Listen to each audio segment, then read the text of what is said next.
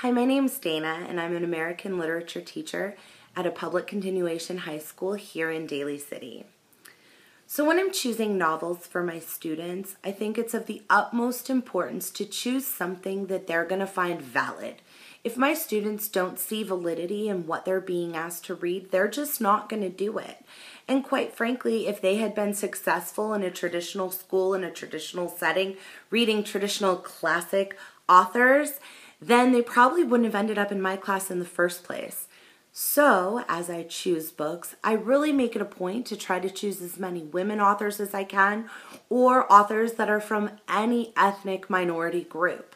And I do that so that my students can identify with what they're reading, so that they can relate either to the character, to the setting of the book, whether it's inner city, or to the author themselves, whether they're African American or Latino or Asian or Filipino. So I just think, literature teachers out there, that it is super important to really kind of expand your horizons and try to choose authors that are representative of the student population in front of you. For today's presentation, I will be presenting a brief historical timeline of modern American literature.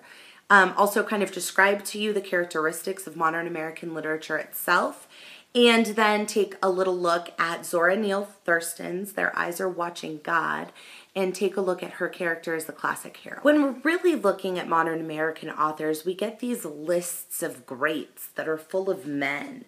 Fancy names like F. Scott Fitzgerald and John Steinbeck and Ernest Hemingway. Even when you look at, say, the Harlem Renaissance as a movement, often you're given names of men: Langston Hughes, Countee Cullen, W.B. Du Bois, and often women are left out, which is ironic considering authors of the time were really trying to make this big statement about being modern. And in the modern American history, you actually see that women and, minority ethnic groups are granted a lot of firsts for themselves. Women certainly in the right to vote and in entering the workforce. African Americans and the NAACP being formed, and the Harlem Renaissance happening in and of itself. So it's a little bit sad to me that female authors don't make the list often of great modern American authors, and really sad to me that African American authors of the time are kind of lumped into this Harlem Renaissance phase and not really just considered modern American authors. That being said, it is what it is, and so as a teacher, it is my job to kind of highlight this for my students and to point out, the best that I can find that I think they can identify with. And one of those is Zora Neale Hurston. And I know she's kind of more popular than many other fabulous women authors of the time, but let's be real, I work in a public school, and lucky for me, Their Eyes Are Watching God is something that there are class sets of in every school. They're easy to come by, and it's kind of the best that I can do with the resources I have at hand most of the time.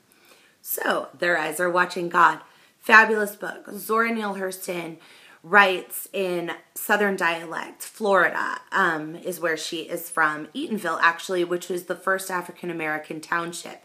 So what we see from her is a little bit different than a lot of Harlem Renaissance writers in that her experiences with Jim Crow are not the same, because she grew up in this kind of black town that was run by African American people. And so since there weren't really any whites about, so to speak, for that everyday, day-to-day enforcement of awful treatment and segregation, that kind of doesn't play a part in her book. But it is written in a dialect, which is often really hard for students to read. So we try to do a lot of book on tape, or I think reading it not aloud, just to yourself, actually makes it easier, because you don't have to worry about pronouncing it.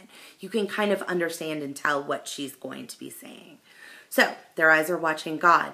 Her main character, or her protagonist, Janie May, is a classic heroine. She has unusual beauty. She definitely accepts challenges and rises to them, but also sort of invites disaster.